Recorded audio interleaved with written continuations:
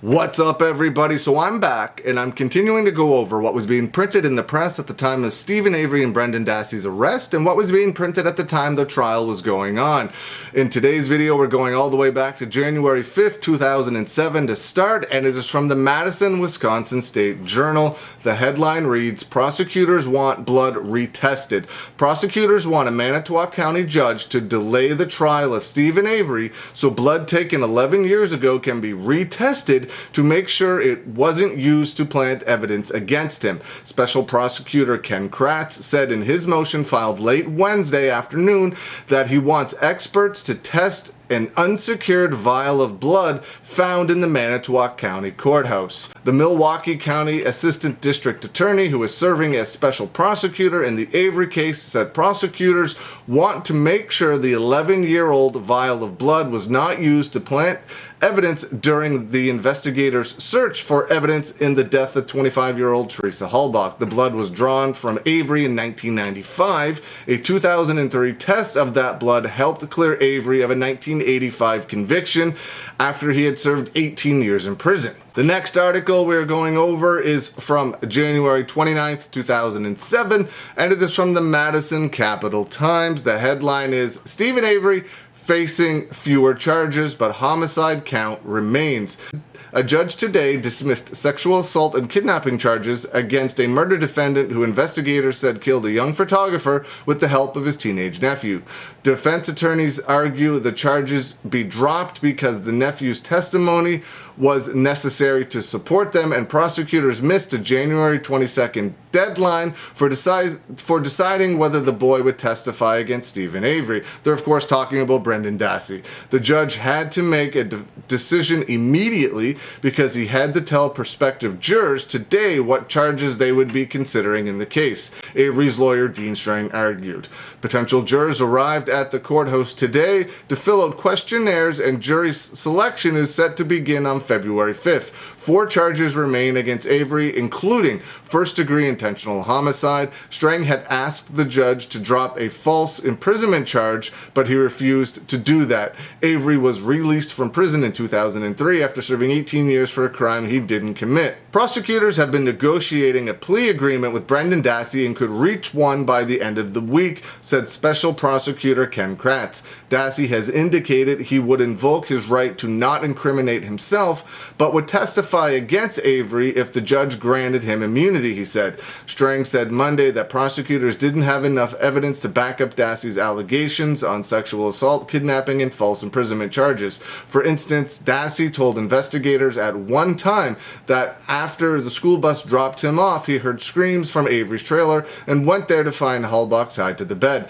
Dassey said he and Avery later stabbed Halbach on the bed. But Strang said the bus driver saw a woman taking photographs of the van when she dropped Dassey off. He also said investigators did not find Halbach's hair in Steven Avery's trailer, even though Dassey claimed to have cut some from her head. Strang also said it is unlikely Halbach was stabbed on Steven Avery's bed. There is not one detectable trace of Halbach's DNA in Steven Avery's trailer. Kratz said it was absurd to suggest that prosecutors did not have evidence to back up the charges, but he did not detail what evidence they have. So that says it. I've said it time and time again. Everyone has said it time and time again. There is not one single trace of evidence that Teresa Halbach was ever in Steven Avery's trailer. There's not one speck of DNA. There's not one drop of blood. There's not one speck of hair. There is absolutely nothing. There are no marks on Steven Avery's bed suggesting that shackles were ever used to tie Teresa Halbach to the bed. There is literally nothing to prove that Teresa Halbach was ever in Steven Avery's trailer, and there is literally nothing to prove that Brendan Dassey had anything to do with this crime at any point. Literally nothing. You couldn't get less evidence that someone was involved in a crime than what they have on Brendan Dassey. It is absolutely insane that they were able to convict him on his words, but have literally zero forensic evidence to back up anything that he said. Literally one of the most disgusting acts in American criminal justice history. There is no justice there for Brendan Dassey. He wasn't there. He had nothing to do with it. Teresa Halbach was never in Steven Avery's trailer. She was never in the bedroom. She wasn't killed there. Literally nothing proves that she was ever in Steven Avery's trailer. No blood, no DNA, no nothing. Yes, I'm repeating myself, and I will repeat myself over and over and over again, because there is literally nothing to show that she was ever there. This next article is from January 31st, 2007, and it is from the Madison Capital Times.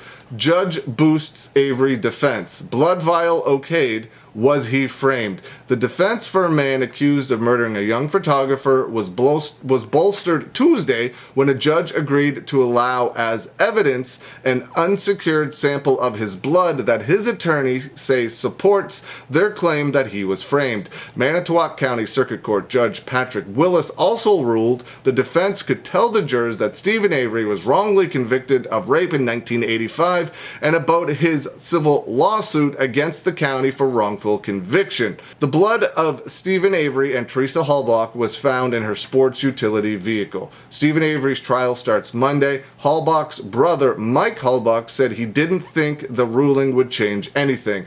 There are so many other pieces of evidence that they have to explain. For instance, why were my sister's remains found in his backyard? He said, it's not going to make the jury rule in their favor. Any sympathy that jurors may have for Avery about his wrongful conviction will change when they hear the evidence. Defense lawyer Jerome Buting has said he found a vial of Avery's blood in the county clerk's office in December. The blood was taken from Steven Avery in 1996 in connection to the 1985 rape case.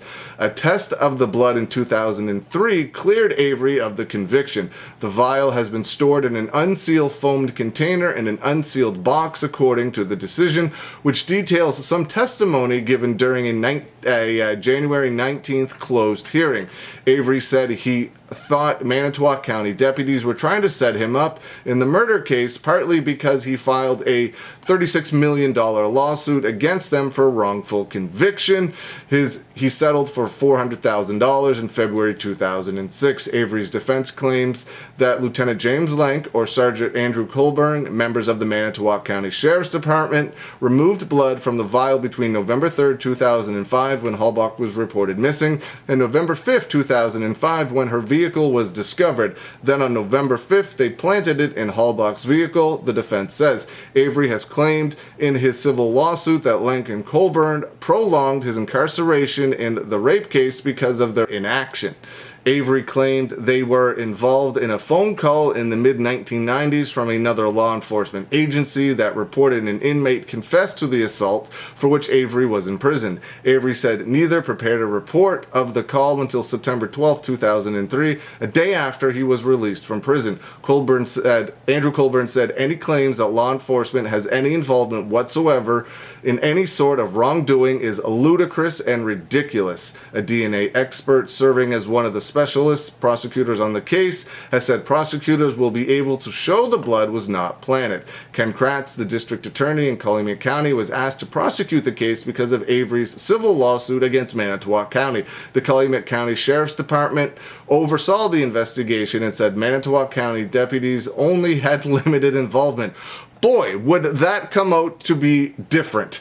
Tuesday's documents said that Lank found the key belonging to Teresa Halbach's vehicle in Steven Avery's trailer. After the area was searched by officers, Lank also participated in the search of Steven Avery's property in March after Brendan Dassey allegedly confessed to the crimes.